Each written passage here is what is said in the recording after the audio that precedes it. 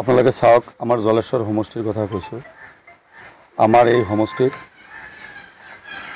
অৰুণোদয়ৰ পৰা আৰম্ভ কৰি যিমান চৰকাৰী গৰীব কল্যাণ আঁচনি আছে অসমৰ বাকী সমষ্টি যেনেকৈ পাইছে ঠিক তেনেকৈ এই সমষ্টিবিলাকতো পাইছে। যোগ্যতাৰ ভিত্তিত মেধাৰ ভিত্তিত চাকৰি পাইছে। ৪,০০০ অৰুণোদয় এইবাৰ আমি ডিমাণ্ড দি আনিছোঁ জলেশ্বৰ সমষ্টিৰ কাৰণে বেছিকৈ। তাৰপিছত প্ৰধানমন্ত্ৰী আৱাস যোজনাৰ ঘৰ পাইছে। ৰেচন কাৰ্ডৰ কাম চলি আছে। কোনো ক্ষেত্ৰতো এই চৰকাৰে অসমৰ সৰ্বকালৰ সৰ্বশ্ৰেষ্ঠ জনতাৰ জননেতা আমাৰ সকলো শ্ৰদ্ধাৰ মাননীয় মুখ্যমন্ত্ৰী ডক্টৰ হিমন্ত বিশ্ব শৰ্মা ডাঙৰীয়া নেতৃত্বাধীন বিজেপি চৰকাৰে অসমৰ ১২৬টা সমষ্টি সম পৰ্যায়, সম উন্নয়ন, সম মৰ্যাদা, সম নিৰাপত্তা দি আহিছে। যে চৰকাৰ আহিলে আমি মুছলমান যিখিনি মানুহ বিজেপি কৰোঁ তেখেতসকলক বিভিন্ন কেছত ফচাই দিব, এই মানুহখিনিক মানে ফাঁচীৰ কাঠত ওলাম, এনেকৈ কথাবিলাক আমাক কাণত পৰে, ৱাৰ্ণিং দি থাকে। ভাই চাওক, আমিতো কাৰো অন্যায় কৰা নাই। আমি এই চৰকাৰ দলৰ লগত থাকি আমি ৰাইজৰ উপকাৰ কৰিছোঁ, আমি দুখীয়া মানুহক সহায় কৰিছোঁ, কোনোবাই বেমাৰীৰ ওচৰত গৈছোঁ, কোনোবাই ৰাস্তা ঘাটৰ কথা কৈছোঁ, আমি শিক্ষাৰ কথা কৈছোঁ। আজি চাওক ডক্টৰ হিমন্ত বিশ্ব শৰ্মা ডাঙৰীয়াই খালি কথা ক'লে নহ'ব, আজি জলেশ্বৰ সমষ্টিত যোগ্যতাৰ ভিত্তিত মেধাৰ ভিত্তিত চাকৰি পাইছে। গৰীব কল্যাণ আঁচনিবিলাক পাইছেনে নাই আপোনালোকে চাওক। প্ৰধানমন্ত্ৰী আৱাস যোজনাৰ ঘৰ পাইছেনে নাই চাওক। কৃষক প্ৰধানমন্ত্ৰী কৃষক সন্মান নিধি আঁচনি পাইছেনে নাই চাওক। উজ্জ্বলা গেছ পাইছেনে নাই, সকলো বস্তু সমাহাৰে পাইছে। গতিকে মই আহ্বান জনাইছোঁ যে এইবিলাক কংগ্ৰেছী নেতাৰ কথা চিন্তা কৰি লাভ নাই। আৰু ইতিমধ্যে আমাৰ মাননীয় মুখ্যমন্ত্ৰী কৈছে যিবিলাক মানুহ ৭১ আগত আহিছে তেখেতসকলক মাটি দিব। গতিকে মাটিত মাননীয় মুখ্যমন্ত্ৰী কৈছে মাটিখিনি যাতে দিবই। আৰু আমিও চৰকাৰৰ ওচৰত আহ্বান জনাইছোঁ যে যিখিনি দুখীয়া মানুহ ভূমিহীন মানুহ এই মানুহখিনি যাতে মাটিখিনি পায়, এইখিনি আশা ৰাখিছোঁ।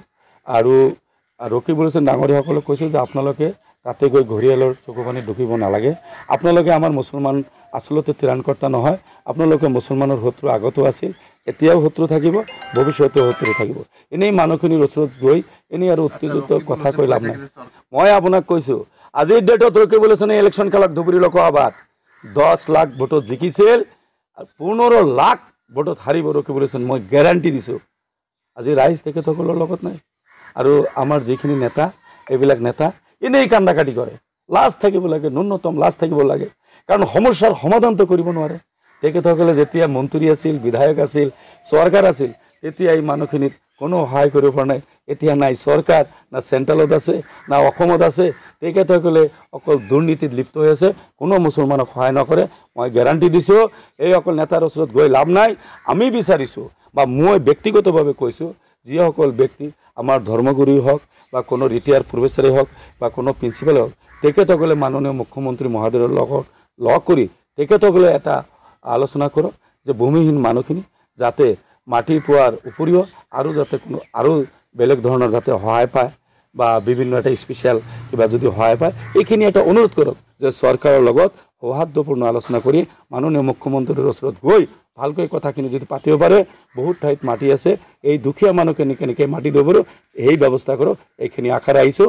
আমি বুদ্ধিজীৱীসকলৰ ওচৰত, ধৰ্মগুৰুসকলৰ ওচৰত, ৰিটায়াৰ্ড প্ৰফেচাৰৰ ওচৰত আৰু ভাল ভাল যিবিলাক সমাজৰ ভাল চিন্তা কৰা মানুহ সেই মানুহখিনিৰ ওচৰত অনুৰোধ জনাইছোঁ। কৈ থাকে উচ্ছেদ গৈ যে এই উচ্ছেদ অমানৱিক উচ্ছেদ। চাওক এতিয়া চাওক ফৰেষ্টলেণ্ডত কিমান হাতী মানুহৰ সংঘাতত সেইদিনো এই যে আমাৰ শীঘ্ৰ 2টা মানুহ বাপেক পুতেক মৰিছে। ফৰেষ্টলেণ্ডটো যদি আপোনালোকে ঘৰ বাৰী বনায় তেনেহ'লে এই হাতীৰ যিটো উৎপাত, আমি প্ৰায় 120জন 30জন মানুহ অলৰেডি হেৰাইছোঁ।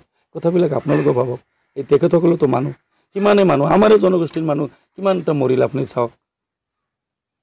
তো গতিকে ফৰেষ্টলেণ্ডৰ মাটিখিনি এইটো কোনো ছাপোৰ্ট কৰিব নালাগে।